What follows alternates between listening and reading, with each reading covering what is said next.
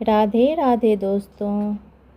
तो कार्तिक का महीना प्रारंभ हो चुका है। इस माह को बहुत ही पवित्र माना गया है। इस माह में ही भगवान विष्णु अपनी योग निद्रा से जाग जाते हैं और तब सभी तरह के मांगलिक कार्य प्रारंभ हो जाते हैं। इसी कार्तिक मास में दीपावली का महापर्व आता है। पुराणों में कार्तिक मास की महिमा का वर्णन मिलता है। इस माह में दीपदान, स्नान, विष्णु पूजा और तुलसी पूजा के साथ ही पौराणिक कथा सुनने का बहुत ही खास महत्व होता है। तो आइए कथा सुनते हैं।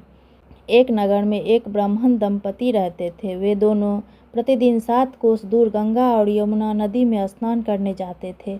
इतनी दूर आने जाने से ब्राह्मण की पत्नी थक जाती थी। एक दिन उसने अपने पति से कहा कि हमारा एक पुत्र होता तो कितना अच्छा रहता।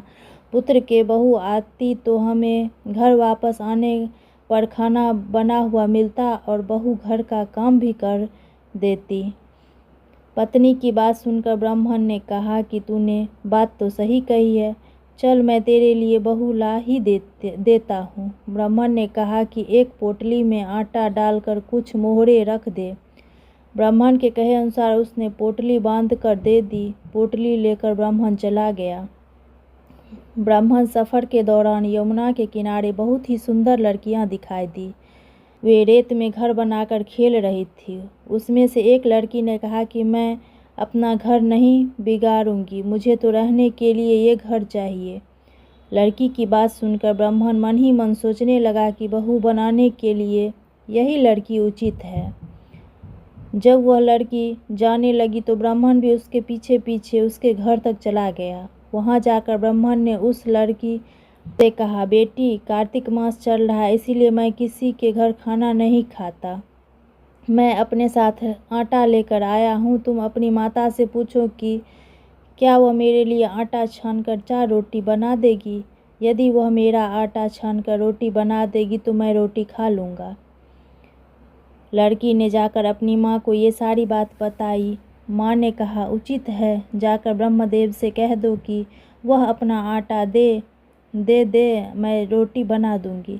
जब वह आटा छानने लगी तो आटे में से मोहरे निकले। वह सोचने लगी कि जिसके आटे में इतनी मोहरे है उसके घर में कितनी मोहरे होंगी। जब ब्राह्मण खाना खाने बैठा तो लड़की की माँ ने उस ब्राह्मण से पूछा, क्या आपका कोई लड़का है और क्या आप उस लड़के की सगाई चाहते हैं। यह सुनकर ब्राह्मण ने कहा कि मेरा लड़का तो काशी में पढ़ने गया हुआ है, लेकिन यदि तुम कहो तो मैं खांड कटोरे से विवाह करके तेरी बेटी को अपने साथ ले जाऊं। लड़की की माँ ने कहा, ठीक है। ब्राह्मण देव इस पर लड़की की माँ से लड़की की खांड कटोरे से शादी करके ब्राह्मण के साथ भेज दिए। ब्राह्मण ने घर आकर कहा, रामू की माँ, दरवाज़ा खोलकर देख, मैं तेरे लिए बहू लेकर आया हूँ। ब्राह्मण की पत्नी भीतर से ही बोली, हमारे तो कोई बेटी नहीं है, तो बहू कहाँ से आए। दुनिया ताने मारती थी, अब आप भी मारने लगे हैं। ब्राह्मण ने कहा, तू दरवाज़ा खोलकर तो देख। जब ब्राह्मणी ने दरवाज़ा खोला तो सामने बहू को खड़े देखा। उसने बहू का स्वागत किया और आदर सत्कार से अंदर ले आई। अब जब ब्राह्मण अपनी पत्नी के साथ नदी स्नान करने जाता तो पीछे से बहू घर का सारा काम करके और खाना बनाकर रखती थी। वह उनके कपड़े धोती और रात को हाथ पैर भी दबाती थी। इस तरह बहुत दिन बीत गए। ब्राह्मणी ने अपनी बहू से कहा, बहू, कभी भी चूल्हे की आग मत बुझने देना और मटके का पानी खत्म मत होने देना। परंतु एक दिन चूल्हे की आग बुझ गई। यह देखकर बहू घबरा गई और भागी भागी अपनी पड़ोसन के पास गई और कहा कि मेरे चूल्हे की आग बुझ गई है, मुझे थोड़ा सा आग चाहिए। मेरे सास ससुर सुबह 5 बजे गए हुए हैं, वह थके हुए आएंगे, इसीलिए मुझे उनके लिए खाना बनाना है। यह सुनकर पड़ोसन ने कहा कि तू तो बावली है, तुझे यह दोनों मिलकर पागल बना रहे हैं। इनके कोई पुत्र नहीं है, ये निसंतान है। बहू ने कहा, ऐसा नहीं हो सकता, ऐसा मत बोलो, इनका बेटा तो बनारस काशी पढ़ने गया हुआ है। इस पर पड़ोसन ने कहा कि यह तुझे झूठ बोलकर लाए हैं, मेरी बात सच मान, इनके कोई बेटा नहीं है। अब बहू पड़ोसन की बात में आ गई और कहने लगी कि अब आप ही बताओ मैं क्या करूं। पड़ोसन ने कहा कि करना क्या है, जब तुम्हारे सास ससुर आए तो जली हुई रोटियां बना कर देना और बिना नमक का दाल बना करके देना। खीर की करछी दाल में और दाल की करछी खीर में डाल देना। पड़ोसन ने उसे अच्छे से सिखा पढ़ा दिया। फिर जब उसके सास ससुर घर आए तो उसने ना तो उनका आदर सत्कार किया और ना ही कपड़े धोए। जब उसने सास ससुर को खाना दिया तो सास बोली, बहू आज यह रोटियां जली हुई क्यों हैं और दाल में भी नमक नहीं है। तब बहू ने पलट कर कहा कि एक दिन ऐसा खाना खा लोगे तो कुछ बिगड़ नहीं जाएगा।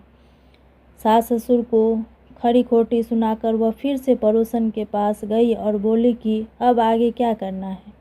पड़ोसन ने कहा कि अब तुम सातों कोठों की चाबी मांग लेना। अगले दिन जब स्नान करने के लिए जाए तो तुम चाबी ले लेना।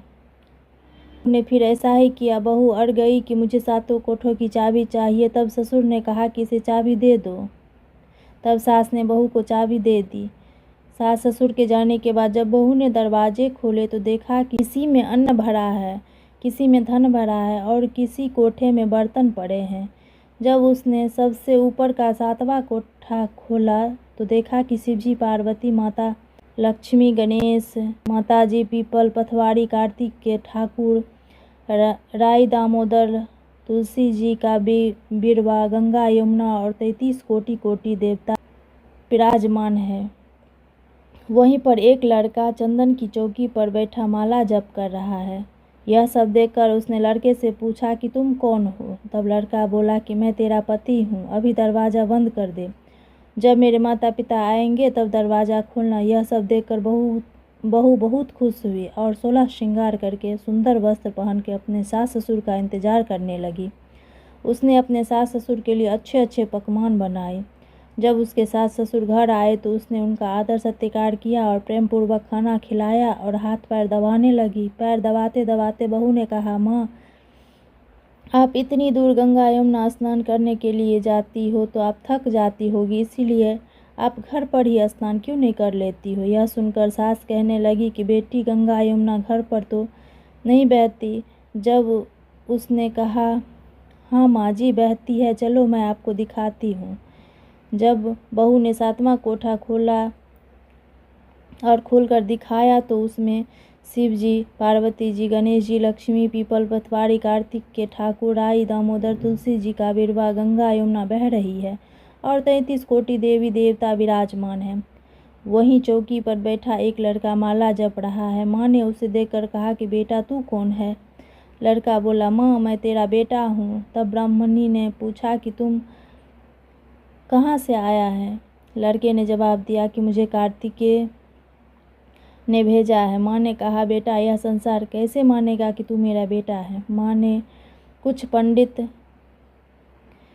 से मदद मांगी। पंडित ने कहा कि इस पार बहू बेटा खड़े हो जाए और उस पार माँ खड़ी हो जाएगी। माँ ने चमड़े की अंगियाँ पहनी हो और छाती से दूध की धार निकलकर बेटे की दाढ़ी मूछ भींगे और पवन पानी से गठजोड़ा बंधे, तब मानेगा कि यह इस माँ का बेटा ही है।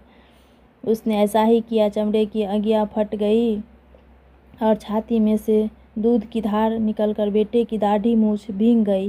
पवन पानी से बहू बेटे का गठजोड़ बंध गया।